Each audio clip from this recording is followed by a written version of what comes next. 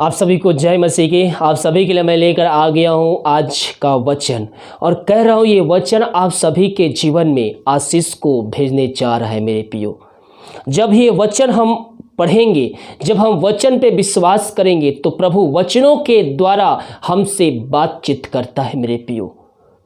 बहुत से लोग अपने जीवन में जो पुरानी बातें बीत जाती है उन बातों को अपने जीवन में लेकर बैठे रहते हैं, जिस कारणवश वो अपने आनंद को खो देते हैं, वो अपनी आशीषों को खो देते हैं, क्योंकि वो पुरानी बातों पर मन लगा के बैठे रहते हैं, पुरानी बातों को याद करते हुए वो बैठे रहते हैं। बहुत से लोग पुरानी बातें, जो गलतियां किए रहते हैं, जो पाप किए रहते हैं, उन बातों को सोच सोच कर वो अपने आप को चिंता में डालते हैं। लेकिन मसीह यीशु में आने के बाद आप एक नई सृष्टि बन गए हैं। आप जो भी पहले कार्य करते थे उनसे बातों को त्याग कर आप मसीह में एक नई सृष्टि जी रहे हैं। अपने जीवन का उद्धार करता प्रभु यीशु मसीह को आपने स्वीकार कर लिया है, तो हम सब मसीह में एक नई सृष्टि है।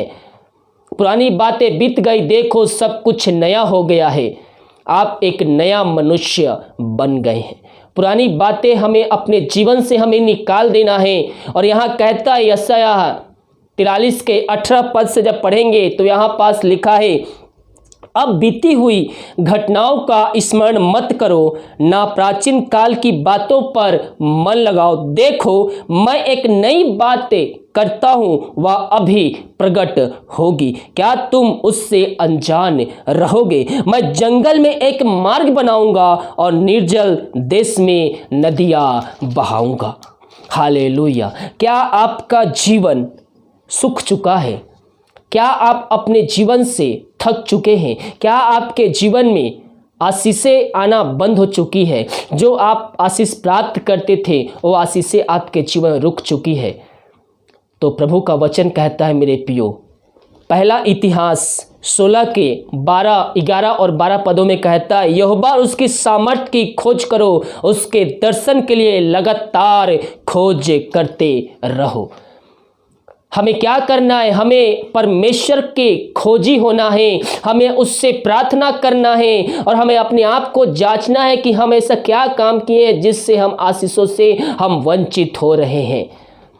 हमें अपने आप को जांचना है मेरे प्रियो। हमें प्रभु के वचनों पे हमें चलते हुए उसकी आज्ञाओं पे हमें चलते रहना है। और यहाँ कहता है यशायाह 43 के उसके 18 पद पे, यहाँ कहता है, अब बीती हुई घटनाओं का स्मरण मत करो, ना प्राचीन काल की बातों पर मन लगाओ। ऐसे बहुत से लोग होते हैं जो बीती हुई बातों को लेकर वो सोचते रहते हैं, वो चिंता में पड़े होते हैं, जिस कारणवश वो अपने जीवन से आनंद को खो जाते हैं और उनके अंदर एक चिंता आ जाती है उन पुरानी बातों को लेकर। बहुत से लोग पुरानी बातों को लेकर एक नया बात निकालेंगे और उसमें लड़ाई झगड़े घर में होते हैं। लेकिन प्रभु का वचन कहता, बीती हुई घटनाओं का स्मरण मत करो, ना प्राचीन काल की बातों पर मन लगाओ। जो कुछ हमारे जीवन में हो, चाहे वो लड़ाई झगड़े वाली बात हो, चाहे वो दुश्मनी हो, कि दुश्मनी है तो प्रभु से प्रार्थना कीजिए। अगर आपको उससे मन मुटाव है, आपको उससे कुछ तकलीफ है, उससे तो जाके मेल मिलाप कीजिए, उस दुश्मनी को समाप्त कीजिए और परमेश्वर से प्रार्थना कीजिए। वो आपको सहायता करेगा। आपके अंदर से हिम्मत नहीं आ रही कि मैं किस प्रकार से जाकर उससे सॉरी बोलूं, किस प्रकार से क्षमा करूं, किस प्रकार से माफ़ी मांगूं, तो प्रभु से प्रार्थना कीजिए। परमेश्वर हमारी सहायता करेगा, पवित्र आत्मा हमारी सहायता करेगा मेरे प्रियो। हालेलुया। एक वचन हम देखते हैं मत्ती 5 अध्याय के 23 पद में कहता है, इसीलिए यदि तू अपनी भेंट वेदी पर लाए और वहां तू स्मरण करे कि तेरे भाई के मन में तेरे लिए कुछ विरोध है, तो अपनी भेंट वहीं वेदी के सामने छोड़ दे और जाकर पहले अपने भाई से मेल मिलाप कर और तब आकर अपनी भेंट चढ़ा। मेरे प्रियो, प्रभु का वचन क्या कहता है? हमें अगर किसी के प्रति हमारे मन में विरोध है, हमारे अंदर किसी के प्रति दुश्मनी है, तो अगर हम दान देते हैं, भेंट देते हैं, उससे देने से पहले हम उस व्यक्ति से क्षमा मांगे, उस व्यक्ति को हम माफ करें अगर आप नहीं मिल पा रहे हैं तो आप अपने मन से, हृदय से उसको माफ़ कर दीजिए, और जब दोबारा मिले तो आप बोलिए मैं आपको माफ़ कर दिया हूँ। जो भी गलतियाँ हुई है उन सारी बातों को हम भूल जाते हैं। हमें अपने मन में हमें नहीं रखना है। अगर हम ऐसा करते हैं तो हमारी प्रार्थना का उत्तर प्रभु हमें नहीं देगा। एक ये भी कारण हो सकता है आपके प्रार्थना का उत्तर ना मिलने का। क्या यहाँ भाई के बारे में नहीं है, हर एक व्यक्ति के बारे में कहा गया है, चाहे आपका दोस्त हो, चाहे आपका रिश्तेदार हो, चाहे कोई व्यक्ति क्यों ना हो, या हर एक बात व्यक्तियों के लिए यहाँ पास लिखा गया है। कहता है यदि तू अपनी भेंट वेदी पर लाए और वहां तू स्मरण करे, यानी कि वहां आते समय आपके मन में, आपके दिमाग में याद आ जाए कि तेरे भाई के मन में तेरे विरुद्ध कुछ विरोध है, तो अपनी भेंट वही वेदी के सामने छोड़ दे और जाकर पहले अपने भाई से मेल मिलाप कर, यानी कि उन लड़ाइयों को, उन झगड़ों को, जो गलतियां हुई उन सारे को, बातों को मेल मिलाप कर, और अब तब आकर अपनी भेंट परमेश्वर के सामने चढ़ा। हालेलुया। मेरे प्रियो, हम पुरानी बातों पर मन लगाने वाला नहीं हुए। हम नई नई बातें, हम परमेश्वर के राज्य में जब आते हैं तो हमें प्रभु के वचनों के द्वारा हमें परमेश्वर हमें नई नई बातें बताता है। और यहाँ कहता है देखो मैं एक नई बात करता हूँ, देखो मैं एक नई बात करता हूं, वह अभी प्रकट होगी। कैसे प्रकट होगी? जब हम प्रभु को उपस्थिति में बैठेंगे, जब हम उससे प्रार्थना करेंगे तो प्रभु पवित्र आत्मा के द्वारा हमें नई नई बातें, नई नई ज्ञान, नई नई बातों को वो हमें सिखाएगा, हमारे सामने प्रकट करेगा। और यहाँ कहता है देखो मैं एक नई बात करता हूँ, वह अभी प्रकट होगी, क्या तुम उससे अनजान रहोगे? अगर आप पुरानी बातों में फंसे रहेंगे, आप पुरानी चीज़ों में फंसे रहोगे, आप पुरानी लड़ाइयों में फंसे रहोगे, तो आप परमेश्वर के आशीषों से वंचित रह जाओगे, आप परमेश्वर की आशीषों से दूर हो जाओगे मेरे प्रियो।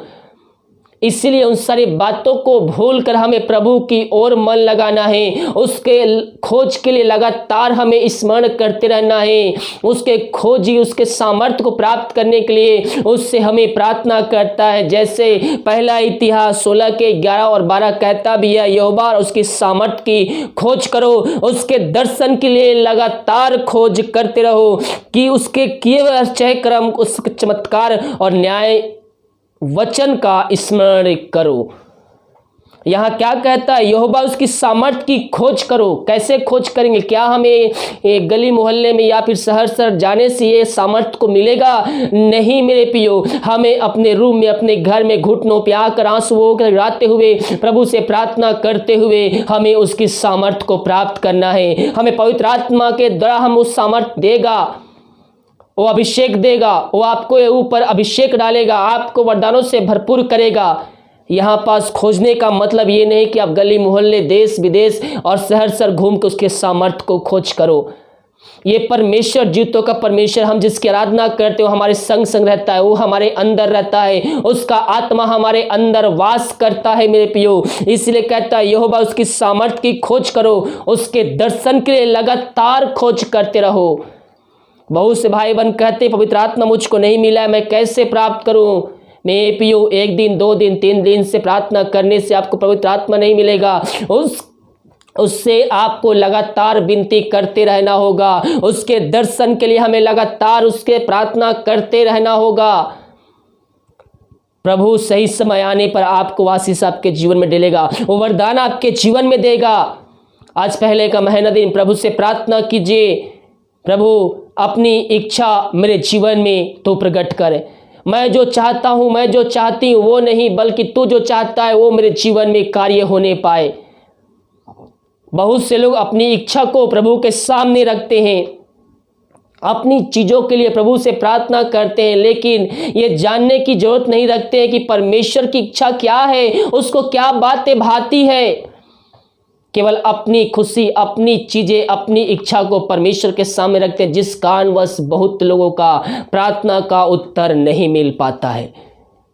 हालेलुया। और जब हम परमेश्वर की इच्छा को अपने जीवन में मांगेंगे तो हमारा जीवन, हमारा घर आशीषों से भरपूर हो जाएगा। और यह वही बात कह रहा है मेरे प्रियो, यहोवा उसके सामर्थ्य की खोज करो, उसके दर्शन के लिए लगातार खोज करो। उसके दर्शन हम कैसे प्राप्त कर सकते हैं? उपास के द्वारा, प्रार्थना के द्वारा, उसके उपस्थिति में बैठते हुए, उससे प्रार्थना करते हुए पवित्र आत्मा नहीं मिला है तो प्रभु से प्रार्थना कीजिए सर्वप्रथम पहले पवित्र आत्मा की सामर्थ्य को पाने के लिए। और जब पवित्र आत्मा आप प्राप्त कर लेंगे, पवित्र आत्मा आपको हर एक भेद की बातों को आपको सिखाते जाएगा, आपको बताते जाएगा। हालेलुया। वचन कहता है जब हम बुरे होकर अपने बच्चों को अच्छे अच्छे वस्तुएं हम दे सकते हैं तो मांगने वालों को स्वर्ग पिता पवित्र आत्मा क्यों ना देगा। पवित्र आत्मा पाने के लिए आपके अंदर एक लालसा होनी चाहिए, एक तीव्र लालसा होनी चाहिए और उसके पीछे सच्चा मनसा भी होनी चाहिए। मैं अक्सर कहता हूँ जब भी आप प्रभु को पस्ती में बैठे सच्चाई के साथ ईमानदारी के साथ प्रभु से प्रार्थना कीजिए, क्योंकि प्रभु हमारे मन की बातों को जानता है। हम सोचे भी नहीं रहेंगे उससे फास्ट उसके पास वो बातें पहुंच जाएगी कि हम मन में ये बातें सोचने के लिए एक विचार आ रहा है, हम वो बात मन में सोचे रहेंगे उससे पहले उसके पास से वो बातें पहुंच जाएगी। कैसे पहुंच जाती है? क्योंकि उसका आत्मा हमारे अंदर वास करता है और जिसका आत्मा हमारे अंदर वास करता है हम उससे एक भी बातें छुपा नहीं सकते। हालेलुया। बहुत से लोग कहते हैं पास्टर जी मैं इतना कमाता हूँ, इतने पैसे मेरे पास आती है, सरकारी जॉब है, लेकिन मेरे घर में आशीष नहीं है। पैसा आती है खर्च हो जाता है, पैसा टिक नहीं पाती है। क्यों नहीं टिक पाती है? क्योंकि आप प्रभु के कार्य के लिए, उसके राज की बढ़ोतरी के लिए आप आगे नहीं आए हैं। 10वां अंश नहीं देते हैं, भेंट नहीं देते हैं, दान राशि नहीं देते हैं। याद कीजिए कि आप पिछले कब आप प्रभु के कार्यों में सहयोग प्रदान किए थे। हालेलुया। और हमें 10वां अंश हर महीना हमें जितने भी कमाई हो उस कमाई का हमें 10वां अंश अलग रखना है। जब भी हमें पैसा मिलता है उस पैसे को आशीष प्रभु से प्रार्थना करने, आशीष मांगना है, उसके बाद उसमें 10वां अंश निकाल कर उस पैसे को खर्चा करना। देखिए प्रभु आपके नौकरी पे, बिजनेस पे, उस पैसे पे आशीष करेगा, पूरा महीना चल जाएगा और पैसा आपके पास रहेगा।